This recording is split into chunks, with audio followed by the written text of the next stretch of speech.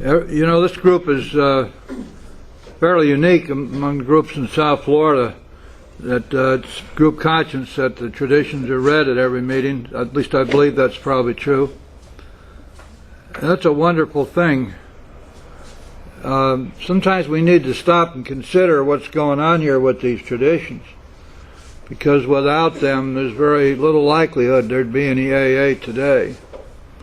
That doesn't mean that they are laws, but they are spiritual principles which we recognize as controlling our groups, but they're also principles which apply to each of us in our own lives. The whole idea of there being no law, that alcoholism being like a self-cleaning oven, that we either are going to abide by these principles or else the group will not survive.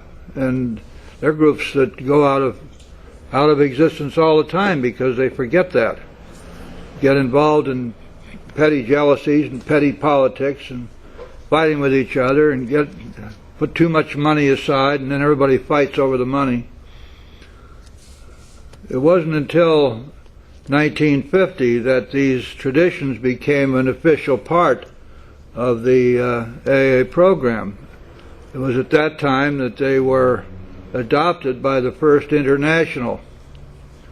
And Bill Wilson had written them in 1946, and then he spent the next 4 years trying to get everybody to concentrate on them and so he could get them passed.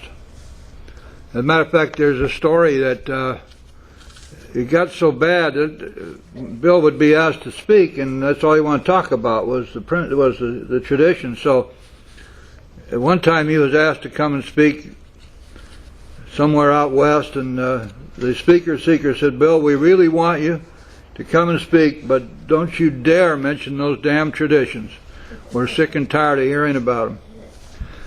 But it's really cute the way Bill got them adopted at the International. There's a tape out, a cassette, that is Bill's speech before that the convention, this First International, and he was talking up the traditions. He was talking about a lot of stuff, and finally he said, "Well, now we have these traditions. Is there anybody here who doesn't want to have these traditions adopted? If you don't want them adopted, stand up." And he waited about 10 seconds, and he said, "I don't see anybody standing. They're adopted." And that was it.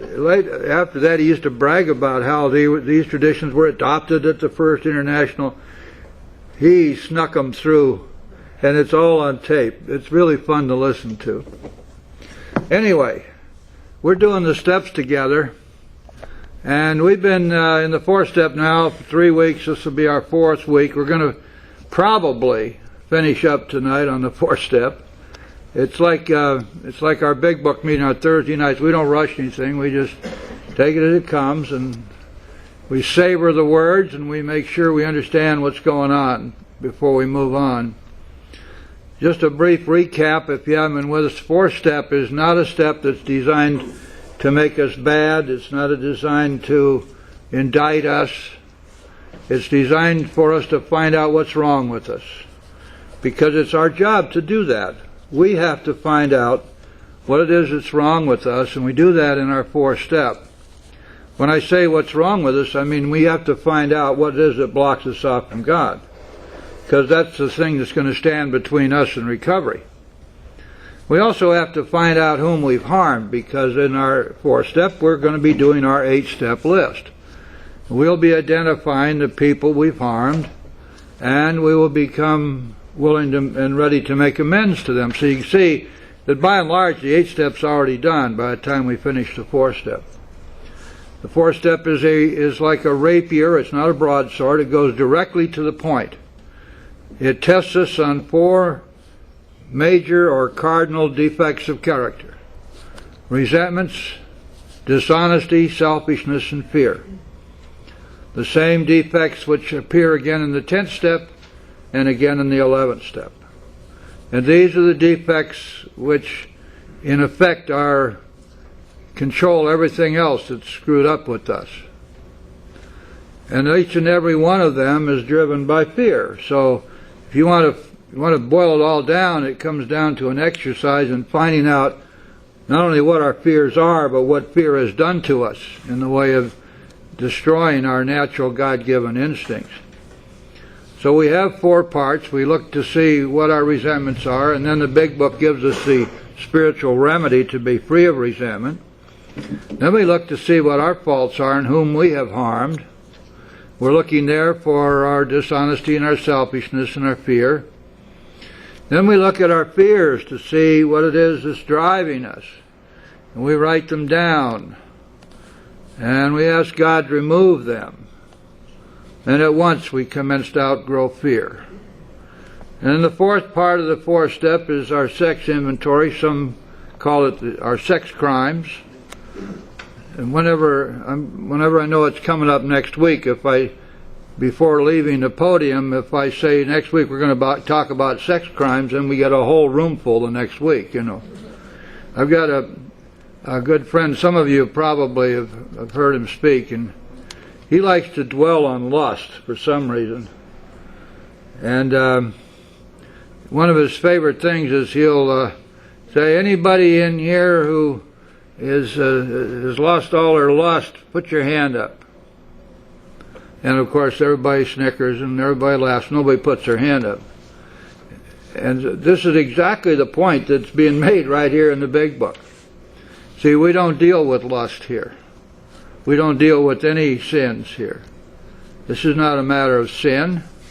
When we start talking about our sex inventory, we're looking to see what is wrong with us. We're looking to see what we did, how we thought, what our motives were, what our attitudes were that caused all of our failures in our relationship life. And also we have to look to see whom we have harmed by our conduct. Because in this part of the 4th step, we're going to be adding to our 8-step list as well. Now the big book disclaims, and it does, by the way, in this very step, the idea that we are making any judgments about others, especially about their sex conduct. We're going to leave that up to God. It goes into great pains to explain to us what's really going on here, is that we're using our sex relationships as I guess what you'd say is the receptacle for our inquiry into our selfishness and dishonesty, because we're going to find out that the failures in our relationships in the past all circle around or involve especially selfishness and most often dishonesty as well. So this is really a way that we can identify those 2 major character defects. Also, we're going to get an opportunity to really examine how we go about in a relationship, sexual or not. Because this 4th step and this 4th part of the 4th step is going to teach us a lot about the way we relate to other people and what it is that has caused the failure of our relationship, sexual or not. Because we're going to see the effects of selfishness and dishonesty and self-seeking and the deliberate attempts to cause jealousy and resentment. We're going to see this, and we're going to see that we've harmed people. And it's going to help us to understand what's going to happen if we plan to have healthy, lasting relationships in sobriety. Things have got to change. We're going to see what we did that did not work so that we can start doing those things that will work. And when we start doing those things that will work, our whole life changes, including our relationship life. Top of page 69, Bill's writing about the dichotomy that we find ourselves in with respect to sex. That there are voices who cry for sex and more sex, who bewail the institution of marriage, who think that most of the troubles of the race are traceable to sex causes. They think we do not have enough of it, or it isn't the right kind. They see its significance everywhere. And we see that now. This was written in 1939. You say, well, what do those old fogies know about this sex revolution that's been going on? Balderdash has been going on a hell of a lot longer than any of you have been alive. A lot longer than I've been alive. It's always been there. All you have to do is read history, and you'll see that this has always been with us. That's why a little later the big book's going to call this the imperious urge. It's something that's very, very powerful in all human beings. It's the way we're built. One of the things that's really important to understand as we tackle this sex inventory is that we're dealing here with something which is a natural God-given instinct, and it's very powerful, and it operates from the lizard brain, from back here in that part of the brain that we don't have any control over.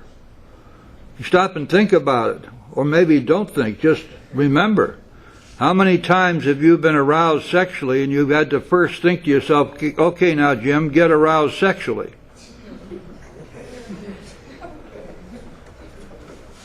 It just happens, doesn't it? Because it's the way we're built. Now, let's suppose you've gotten aroused sexually, and then you're going to say to yourself, okay, Jim, stop being aroused sexually.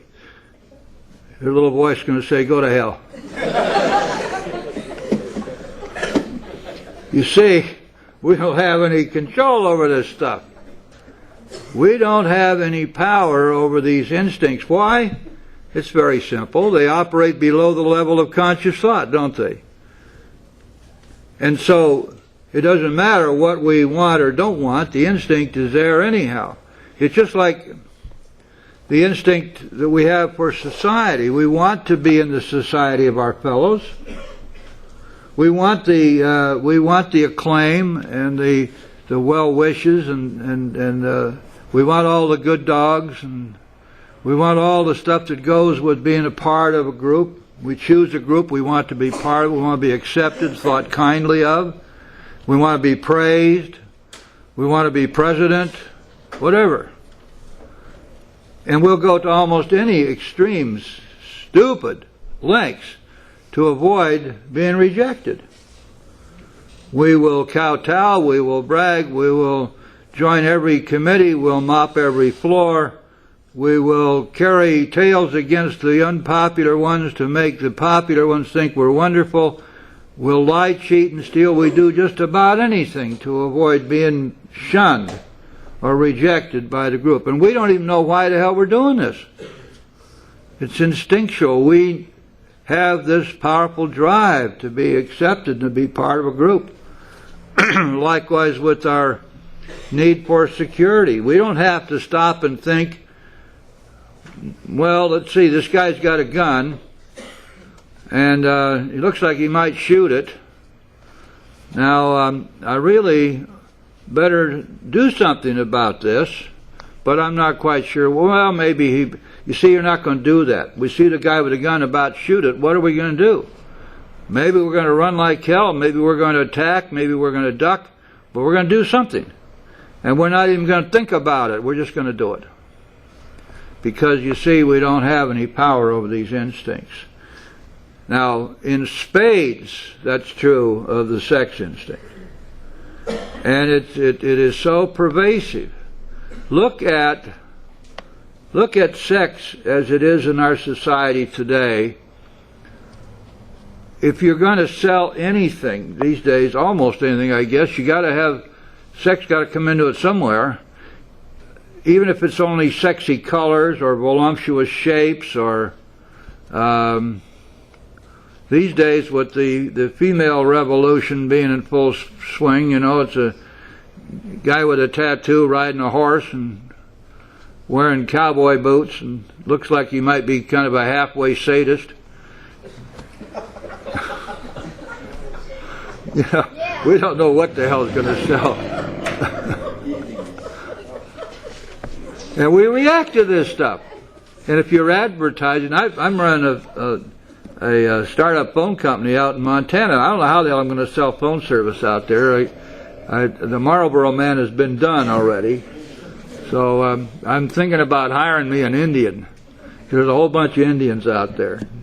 Who knows, maybe they'll buy my phone service. But you know, it's like when this guy Freud came along, he had it all figured out. If I want to sell my psychoanalytic method, all I got to do is mention sex. Boom! Everybody said, oh, yeah, being deprived of sex or being oversexed, yeah, that should account for it all. Balderdash. But it worked. In other words, we're going to be looking at something here which is all-pervasive and over which we have no power, and we've got to recognize that. Because a big part of our selfishness and our dishonesty relates directly to the fact that we're responding to this instinct over which we have no control. And once we recognize that and we see how these things, this selfishness, dishonesty has ruined our lives and caused our failures of our relationships, we're going to want to be rid of these defects. We're not going to want to keep them around. And so it is that as we do our fourth and fifth step, it becomes crystal clear that we are powerless over these defects and we must be free of them. It makes it simple. Our sixth step is done for us in our fourth and fifth steps. Goes on to say, we all have sex problems. We'd hardly be human if we didn't. I think we mentioned this last week, but just briefly, the sex inventory consists of some questions that we have to answer in writing and a narrative answer in most cases. First, what we want to do is we want to make a list of all the people we've had sex with in the past. Now, I know that there are probably some folks out here, one or two anyway, who had a few one-night stands.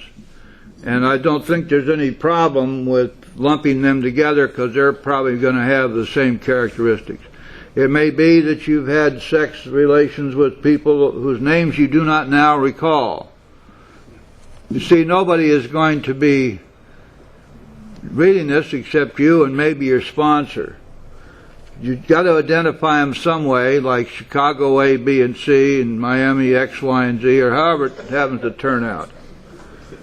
But we're going to do our best to recall our actions, our motives, and our attitudes in terms of how we conducted ourselves in this sex relationship. Most of the time we'll be writing about long-term relationships or semi-long-term. We're just going to take these questions and we're going to answer them whichever way the big book directs. Either it's going to be a yes or no answer, or it's going to be a narrative answer. Let's take one person on our list of people we've had relationship with. Where had we been selfish? Where had we been dishonest? Where had we been inconsiderate? The word where there means that we write out a narrative description of our actions, our inconsideration. Whom had we hurt? That really means, did we hurt this person? We're not going to guess about that, because we can see that if what we did to them would hurt us if it was done to us, we're going to assume that they were hurt. That's the only gauge we have. We're not going to make the mistake of trying to look into their head and say, oh well, I know that didn't hurt her. She was just whatever. The rule is, if it would hurt me, then I'm going to assume that it hurt her. That way we know that we've got at least some kind of an objective standard. Then, yes or no, did I unjustifiably arouse jealousy, suspicion, or bitterness? Then, narrative answer, where was I at fault, and what should I have done instead? And this is all about one person. Now we're going to go through our whole list and write answers to all these questions about each of the people on our list. We got this all down on paper and looked at it. Now here comes something which is more honored by being ignored or passed right over than it is by ever being used, and yet it's one of the critical aspects of the fourth step. It's what we call a sex ideal. In this way, we tried to shape a sane and sound ideal for our future sex life. Now, that is not our ideal person. A lot of people would like to draw a word picture of this Miss Wonderful or Mr. Hunk or whatever, this wonderful husband, this great wife, this imaginary person. Well, that's not what this is talking about. This is talking about us. Our ideal for how we wish to conduct ourselves in the future. We've just had a look at what didn't work. We've had a look at our selfishness and dishonesty. We've had a look at the ruins and ravages of our past relationship life. Isn't that enough for us to turn that around and say, okay, whatever I was doing then, I want to do just the opposite. I want to be kind and loving and tolerant. I want to be honest in all of my relationships. I want to be unselfish. So we're going to try to shape this sane and sound ideal. Now this is important because this is an exercise which will show us how we need to be with all people in all of our relationships, not just our sex relations. We subjected each relation to this test. Was it selfish or not? See, that's the main test here in this part of the fourth step. And it goes all the way back to our third step. Remember that our problems were our own making. They arose out of ourselves. The alcoholic is an extreme example of self-will run riot. And all the way through the big book, this business of selfishness just comes up over and over and over and over again. Now here it is again. Our main inquiry in our sex inventory is, were we selfish or not? We ask God to mold our ideals and help us live up to them. In other words, this ideal that we're crafting is going to be in the form of a prayer. We're going to turn this over to God and ask Him to help us with it. And then, this is so important, and again, I think people just slip right by it. We remembered always that our sex powers were God-given and therefore good. Therefore good. Neither to be used lightly or selfishly, nor to be despised and loathed. If we look at it from that standpoint, then we need to say, whoa, if that's true, what happened? Well, what happened is exactly the same thing that happened with all of our other natural instincts. Each and every one of them was warped and perverted by overwhelming fear. Fear got us by the throat. Fear got our instincts, and instead of allowing them to operate naturally and normally, they were twisted and turned and perverted so that they no longer even began to resemble the instincts that we were born with, that God gave us to start with. Now we're going to have to go back. We're going to have to be free of this insanity, and we're going to have God's help to do that. Remember, always our sex powers are God-given and therefore good. Not to be used lightly or selfishly. Now, you see, there's no moral content here. The big book is real careful about this. Not to put any kind of a moral twist on any of this stuff. We're going to leave that up to the individual and the individual's relationship with his or her higher power and whatever doctrine or religious beliefs or spiritual beliefs or philosophical beliefs he or she might have. We're not dictating any of that. But what we are saying is, don't use these powers lightly or selfishly, because that would be wrong. And look why. Not only does it harm us, but it harms others. And certainly we're not to despise or loathe our sex powers. And of course, when you do a lot of sponsorship, you're going to find many, many people who hate their sexuality. Hate it. They've had terrible, terrible things happen, experiences. Sometimes it's because they have mixed feelings for men and women. Sometimes it's because their sexuality is homosexual and they despise and hate it. For whatever the reason, it's amazing how many people hate their sexuality. And yet the big book is saying, whoa, wait a second. God gave you that. If you hate it and loathe it, then there's got to be something wrong here. Let's turn to God with this. Let's take our sex ideal and turn it into a prayer and see what can be done about this. Because to hate and loathe something which God gave us, it's God-given and therefore good, would seem to be going directly against everything that we're trying to do here, wouldn't it? Seems that way to me. But whatever our ideal turns out to be, we must be willing to grow toward it. We must be willing to make amends where we have done harm, provided that we do not bring about still more harm in so doing. That's pure 8th step, isn't it? Remember the 8th step? Made a list of people we've harmed, became willing to make amends to them all. May direct amends to such people except where to do so would harm them or others.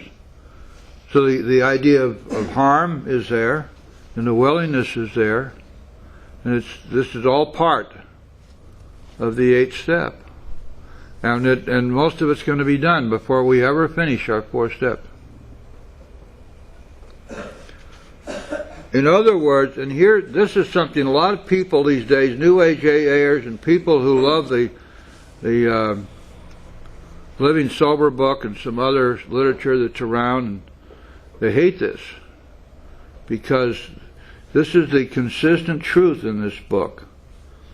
Whatever in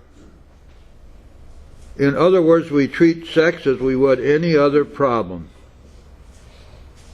In meditation, we ask God what we should do about each specific matter. The right answer will come if we want it. There is no human solution postulated here, is there? This goes right back to what Bill said in his story. I must turn in all things, he said to the Father of light who presides over us all.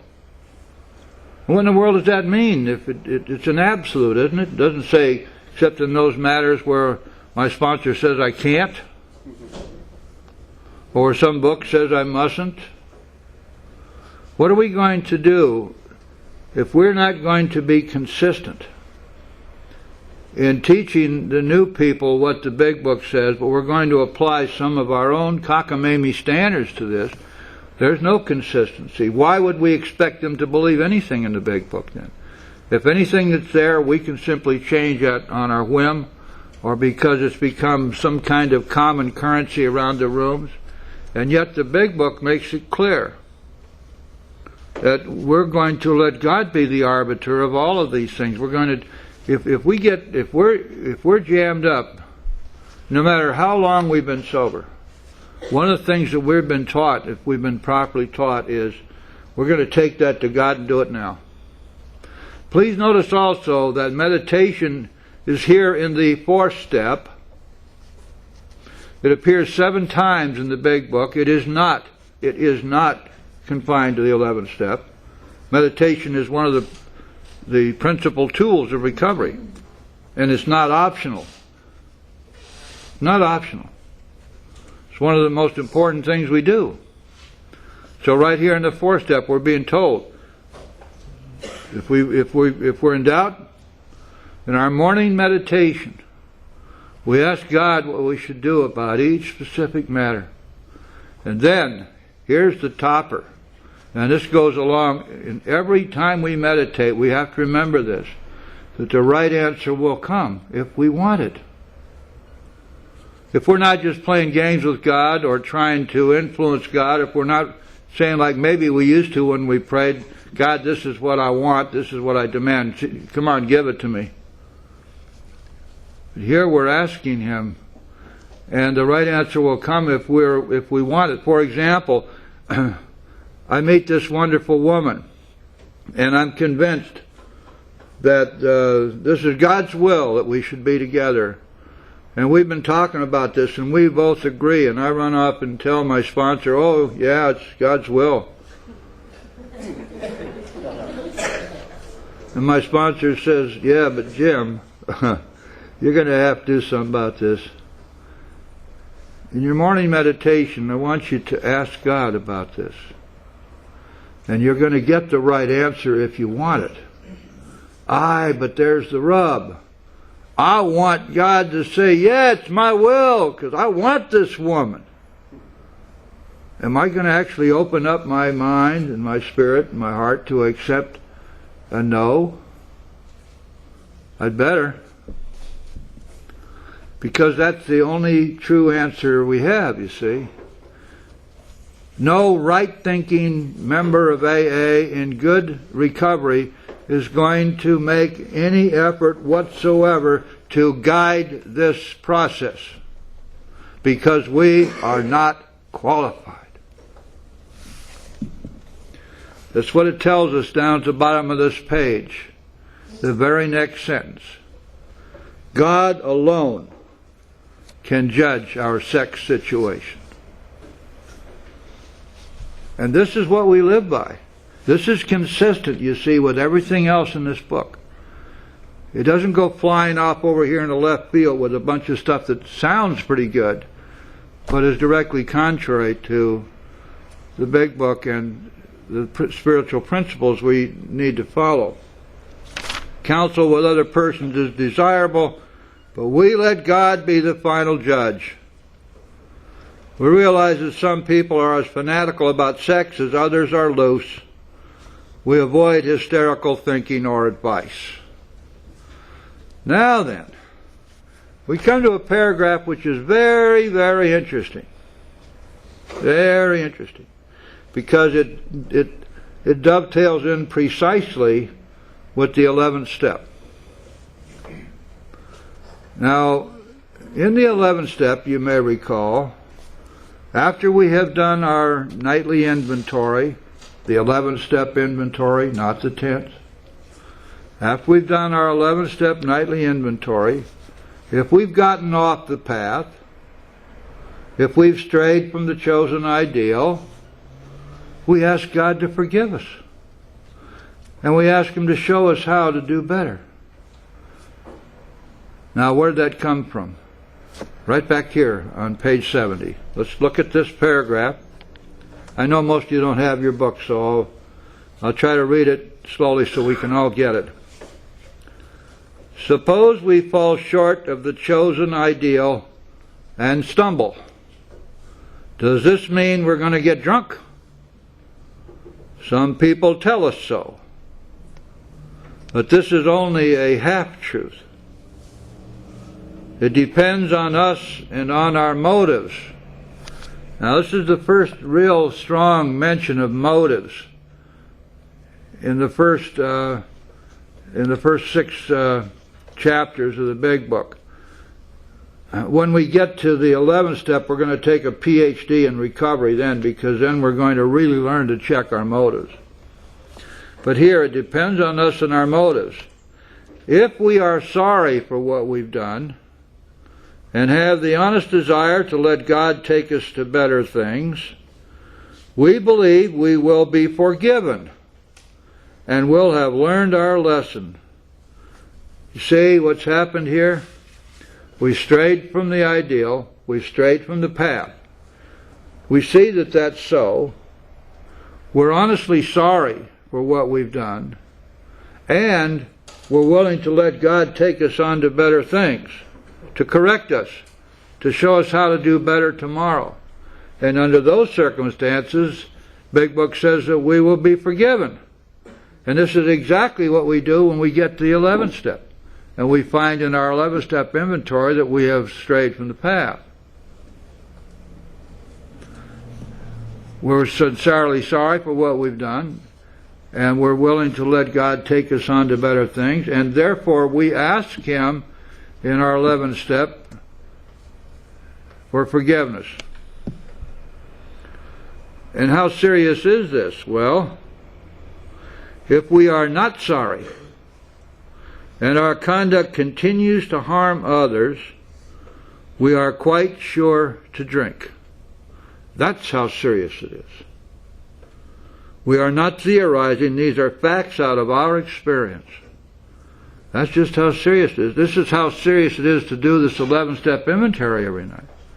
We get to see every night exactly where we stand. We get to see if we have strayed. We get to see if we've gotten off the path. We have a chance to pull ourselves back on.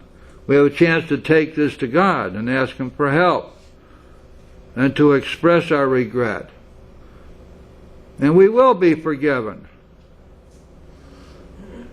If we are not sorry and our conduct continues to harm others, we are quite sure to drink. We are not theorizing. These are facts out of our experience. Now, these are kinds of things that we really, in reading our book and in studying our book and in working with our book, we really need to try to understand what this is saying to us. Because these are not paltry little matters. This is not something that we can conveniently brush under the rug. This is stuff that's life and death. And people who fail to recognize that and who violate these rules don't stay sober, and many of them don't live. That's just the truth of it. To sum up about sex, we earnestly pray for the right ideal, for guidance in each questionable situation. Now, we already talked about those two things, haven't we? The right ideal for our future sex life, for guidance in questionable situations, where we ask for guidance, then we listen, we meditate, and we are willing to accept whatever answer is given. For sanity, and for the strength to do the right thing. If sex is very troublesome, we throw ourselves the harder into helping others. Wow.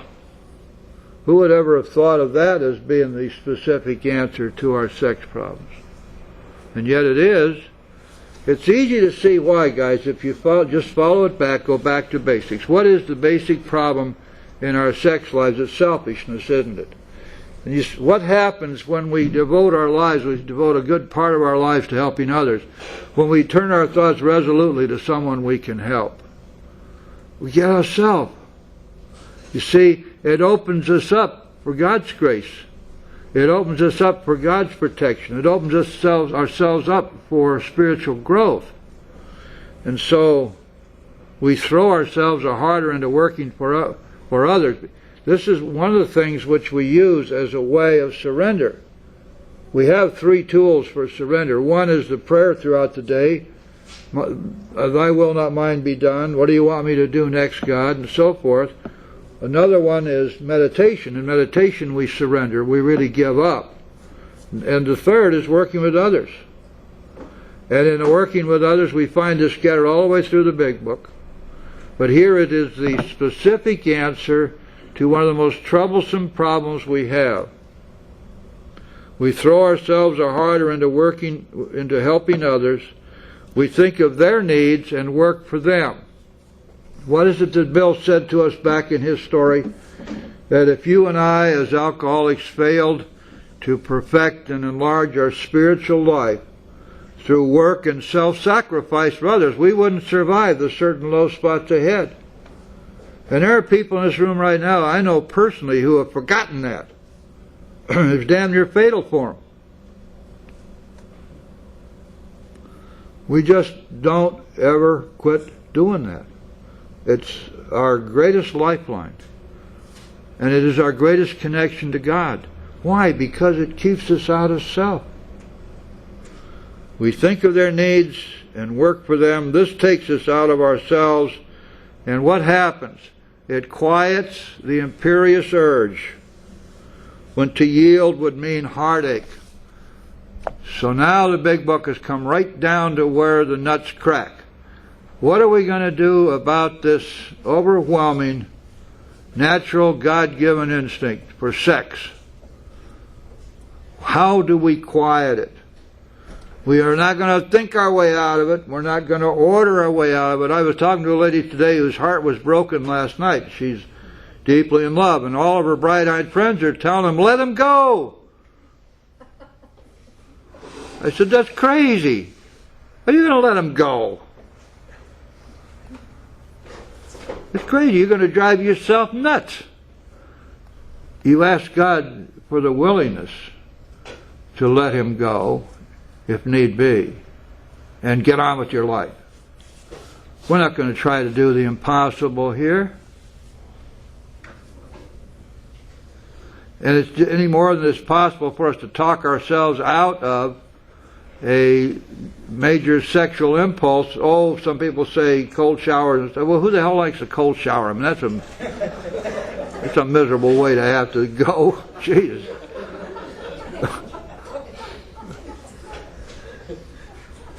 I think it's a bunch of masochists out there that come up with this crap. Anyway, it quiets the imperious urge when to yield would mean heartache.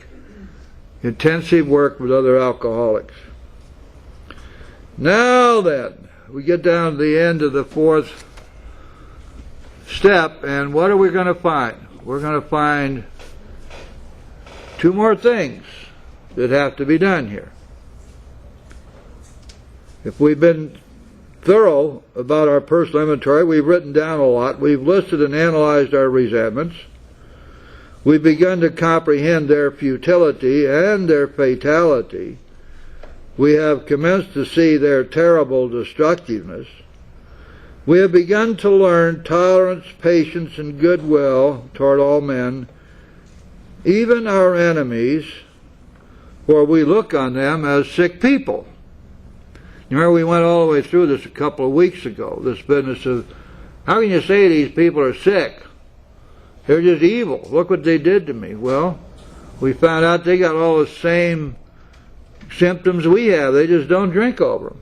They're just sick as we are.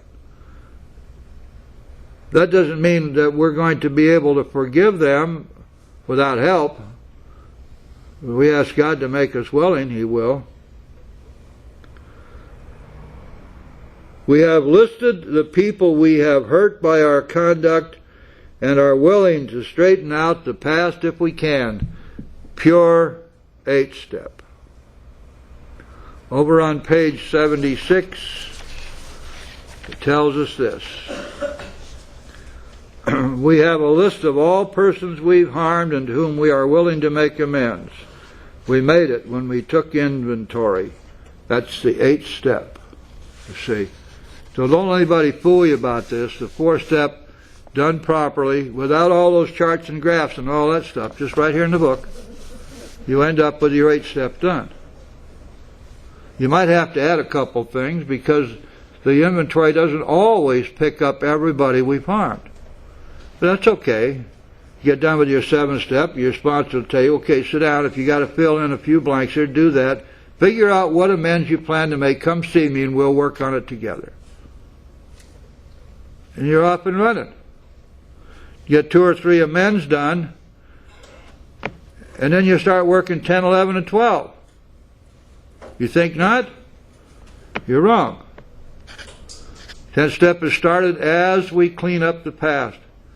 Amends may take the rest of our life. It would be foolish to say you can't start the 10th step till you finish the 9th step. Some 9th step amends are never going to be finished. We start the 10th step as we cleaned up the past. So you see, it follows boom, boom, boom, boom, boom. 5th step, 6th step, 7th step are done in one day. 8th step's pretty much done. A couple of days, sit down with your sponsor, then start making amends, and in a few days or a week or two, start your 10th step and your 11th step. Sure. If you're taking more than 6 weeks to go through your steps, you're slow. 30 days is plenty of time if you're working at it, not just dogging it. Okay, in this book you read again and again that faith did for us what we could not do for ourselves. And boy, oh boy, that's the heart and soul of this program. Faith and will do for us what we can't do for ourselves. What it really means is that it is our faith in God that opens up our hearts, minds, and souls to God and allows Him to work through us and in us. We hope you're convinced now that God can remove whatever self-will has blocked you off from Him. That's the key, isn't it? Is we're as powerless over self as we are over alcohol. Make no mistake about that. We got to have God's help, be rid of this selfishness, and if we don't, it's going to kill us. If you have already made a decision, that's the third step, and an inventory of your grosser handicaps. Grosser handicaps is just another way Bill had of saying defects of character. You've made a good beginning. So, we need to have a list of our defects of character, list of people we've harmed, list of our defects of character. That being so, you have swallowed and digested some big chunks of truth about yourself. And with the defects list, we're going to head right into our fifth step. Don't delay. If you're going to give your fifth step to Monsignor down at the church, tell him it's an emergency. If you don't want to give a fifth step to somebody who might rat you out, go down to the local hospice and find somebody going to die tonight. Otherwise, find your sponsor and make an appointment now. Let's get it done, sponsor. Remember, if you're working the steps right now, your recovery is up to you, not up to your sponsor. Your recovery is up to you and God. You got to do the work. And if you think there's something screwy going on, find out.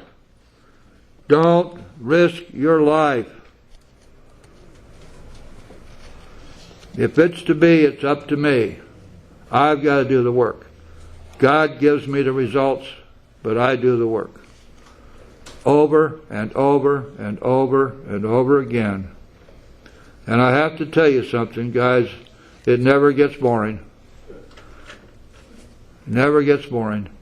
There's so much going on, there's so much out there, so many adventures, if you only open yourself up to them.